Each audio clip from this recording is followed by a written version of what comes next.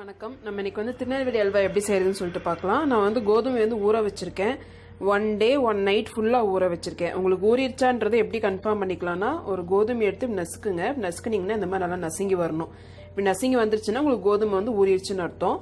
இப்போ இதை ஃபுல்லா நம்ம அரைச்சி பால் மட்டும் தனியா எடுத்துக்கலாம்.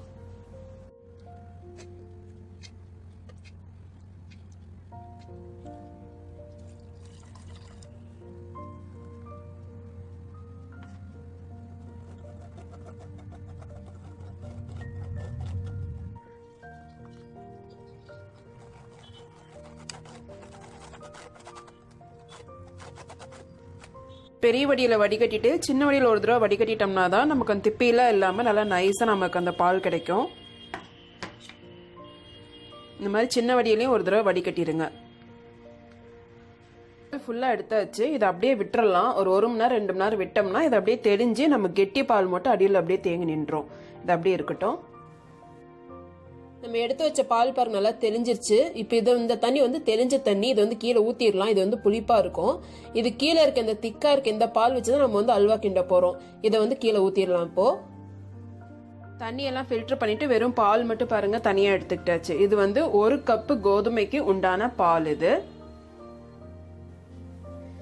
இந்த 1 கப் பாலுக்கு 3 கப்பு சர்க்கரை எடுத்திருக்கேன். அதுல கொஞ்சமா ஒரு 1/2 கப் அளவு சர்க்கரை வந்து தனியா எடுத்து வச்சிருக்கேன். ஏன்னா நம்ம அல்வாவுக்கு வந்து அந்த திருநெல்வேலி கலர் கொண்டு வரதுக்காக நம்ம கேரமலைஸ் பண்ண போறோம். இதுக்கெல்லாம் சேர்த்து 1 கப் அளவுக்கு வந்து நான் நெய் எடுத்து வச்சிருக்கேன். நம்ம தண்ணி வடிகட்டினதுக்கு அப்புறம் 1 கப் கிட்ட பால் வந்திருக்கு. இந்த பால் அளவுக்கு நம்ம வந்து 4 கப் அளவு வந்து தண்ணி ஆட் பண்ண போறோம். 4 கப் தண்ணி நான் தனியா எடுத்து வச்சிருக்கேன். நம்ம பாலோட சேர்த்து ஒன்னா கலந்து ஊத்திடுவோம். அந்த பழைய தண்ணி வந்து புளிப்பா இருக்கும். அதனால அது கீழே ஊத்திட்டோம். நம்ம இப்ப ஃப்ரெஷ்ஷா இருக்க தண்ணி தான் ஆட் பண்ண போறோம். இப்ப நம்ம அல்வா கிண்ட ஆரம்பிச்சிடலாம். நான்ஸ்டிக் பாத்திரம் எடுத்திருக்கேன். நான்ஸ்டிக்னா நமக்கு கொஞ்சம் ஈஸியா இருக்கும். கொஞ்சம் ஒட்டாம அடி பிடிக்காம வரும். அதனால எடுத்திருக்கேன். இப்ப இது சர்க்கரையை ஆட் பண்ணிக்கலாம். இப்ப இது 2.5 கப் அளவுக்கு சர்க்கரை இருக்கு. இதுல சர்க்கரை ஆட் பண்ணிட்டு சர்க்கரை முழுகிற அளவுக்கு தண்ணி ஆட் பண்ணிக்கோங்க.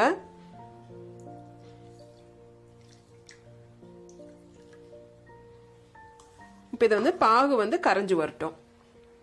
அந்த சர்க்கரை கரையறதுக்குள்ள நம்ம இன்னொரு பக்கம் வந்து இன்னொரு 1/2 கப் சர்க்கரை எடுத்து வச்சிருக்கோம் இல்லையா, அதை வந்து நம்ம கேரமலைஸ் பண்ணிக்கலாம் அந்த கலருக்காக.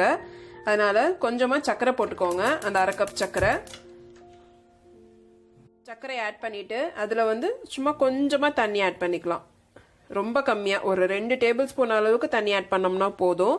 இப்ப இதை வந்து நல்லா கிண்டி விட்டுட்டே இருங்க. அந்த கலர் வந்து மாறணும். சர்க்கரை அந்த வெள்ளை கலர் வந்து மாறணும்.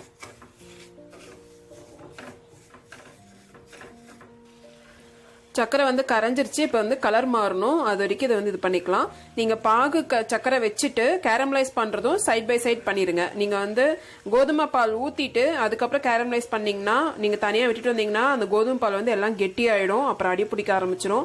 ஏன்னா அது நம்ம கோதுமை பால் ஆட் பண்ணதுக்கு அப்புறம் கை விடாம கிளறிட்டே இருக்கணும். இந்த அளவுக்கு கலர் வந்ததுன்னா நம்ம கரெக்டா இருக்கும்.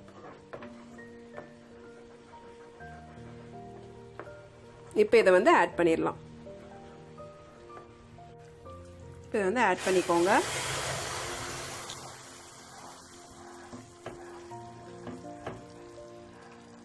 நம்ம ஆட் பண்ணதும் நம்மளோட பாகே பாருங்க கலர் நல்லா ஆயிடுச்சு. கொஞ்சம் நேரம் விட்டிங்கன்னா 2 செகண்ட்ஸ் விட்டிங்கனாலும் கலர் வந்து டோட்டலாக அப்படியே வந்து மாறிடும். தீய ஆரம்பிச்சிடும்.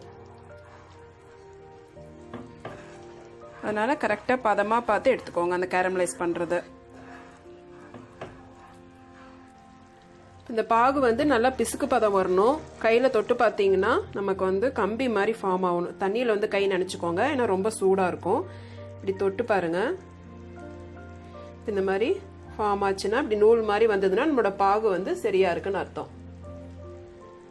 இப்போ இதுல வந்து நம்மளுடைய பால் அந்த கோதுமை பால் வந்து ஊத்திடலாம்.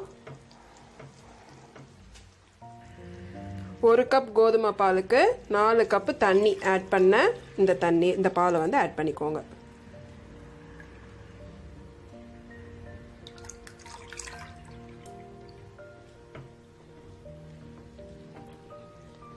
இது வந்து அப்படியே கெட்டியாக ஆரம்பிக்கும். அதனால கிளறி விட்டுட்டே இருங்க.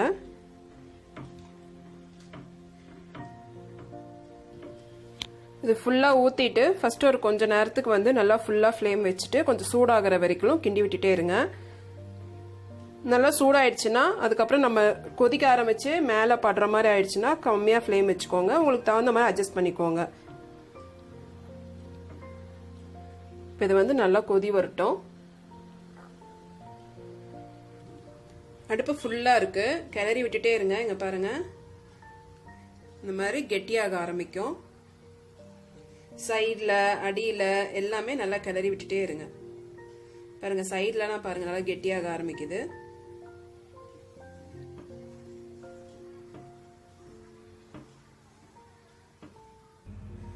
கொஞ்சம் கெட்டியாக ஆரம்பிக்கிற இந்த ஸ்டேஜில் 1 ஸ்பூன் நெய் விட்டுக்கலாம். பக்கத்திலே வச்சுக்கோங்க நெய். அப்போதான் நம்ம அப்பப்போ கெட்டியாக கலந்து தான் நம்ம வந்து அல்வா கிண்ட முடியும். ஒரே முட்டுக்கா நெய் ஃபுல்லாக அப்படியே ஊற்றிடக்கூடாது. கெட்டியாக கொஞ்சம் கொஞ்சமாக தான் ஆட் பண்ணிக்கணும்.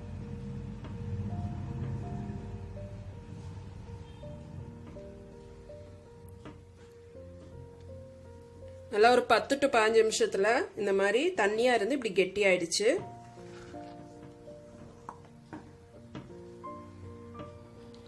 நம்ம பால் ஊத்துனதுல இருந்து இப்போ ஒரு அரை மணி நேரம் கிட்ட ஆயிடுச்சு. இப்ப பாருங்க, இன்னும் கொஞ்சம் நல்லா கெட்டியா இருக்கு. இந்த அளவுக்கு ஆயிருக்கு. அப்பப்போ ஒவ்வொரு ஸ்பூன் நெய் வந்து ஆட் பண்ணிக்கோங்க.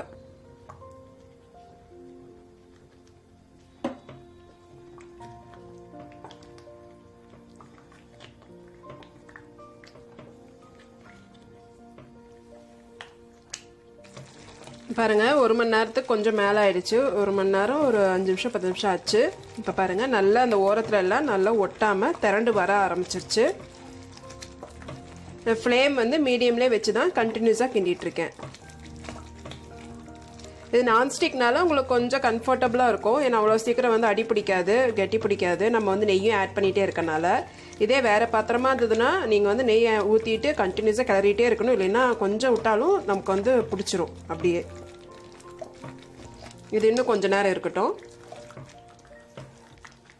பாருங்கள், 1 மணி நேரம் 20 நிமிஷத்துக்கு மேலே ஆயிடுச்சு. இந்த மாதிரி வரணும். இப்படி திருப்பி போட்டிங்கன்னா இந்த மாதிரி பொறுன்னு வரணும். இப்படி வந்ததுன்னா நம்ம அல்வா வந்து ரெடி ஆகிட்டு இருக்குன்னு அர்த்தம். நல்லா ரெடி ஆகிடுச்சு. இன்னும் இந்த நெய் மட்டும் பிரிஞ்சு வந்ததுன்னா நமக்கு சரியாக இருக்கும். இப்போ நல்லா திரண்டு வருது பாருங்கள். நம்ம முன்ன இருந்தோம் இப்படி இருந்து இப்போ இப்படி நவுத்துனீங்கன்னா அது வந்து கரண்டியோடய இப்படி நவுந்து வரும் அல்வா. அங்கேயே நிற்காது. நல்லா இப்படி திரண்டு வரும். இன்னும் ஒரு 5 நிமிஷம் இருக்கட்டும். ஒரு 5-10 மினிட்ஸில் ரெடி ஆகிடும்.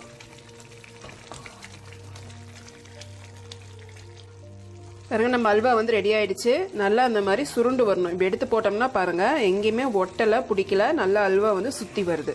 இந்த மாதிரி சுருண்டு வரணும். இன்னொன்று, இப்படி எடுத்து இப்படி விட்டிங்கன்னா இப்படி வில்லாமல் இப்படி ஸ்டிஃபாக இருக்கணும். இந்த மாதிரி இருந்ததுன்னா நம்மளோட அல்வா வந்து ரெடி ஆயிடுச்சுன்னு அர்த்தம். இப்போ இதில் வந்து கொஞ்சமாக முந்திரி பருப்பு நான் ஏற்கனவே வந்து வறுத்து வச்சுருக்கேன். அதை ஆட் பண்ணிக்கிறேன். தேவைப்பட்டால் நீங்கள் ஆட் பண்ணிக்கலாம். பட் முந்திரி பருப்பு இதை ஆட் பண்ணால் கொஞ்சம் நல்லா வாசனையாக இருக்கும். அதனால் நான் ஆட் பண்ணுறேன்.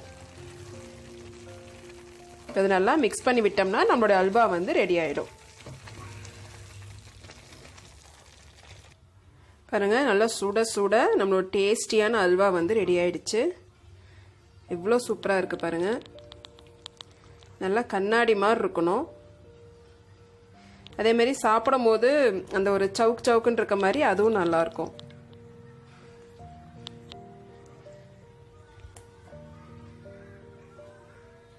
நம்மளோட டேஸ்டியான அல்வா வந்து ரெடி ஆயிடுச்சு. உங்களுக்கு இந்த ரெசிபி பிடிச்சிருந்ததுன்னா நம்ம நலபாகம் சேனலுக்கு சப்ஸ்கிரைப் பண்ணிக்கோங்க. கூட ஒரு லைக் கொடுங்க. உங்கள் ஃப்ரெண்ட்ஸ் கிட்ட வந்து ஷேர் பண்ணிக்கோங்க. இதேமாரி வேற ரெசிபியோட உங்களை மீட் பண்ணுற வரைக்கும் தேங்க்யூ. Bye bye.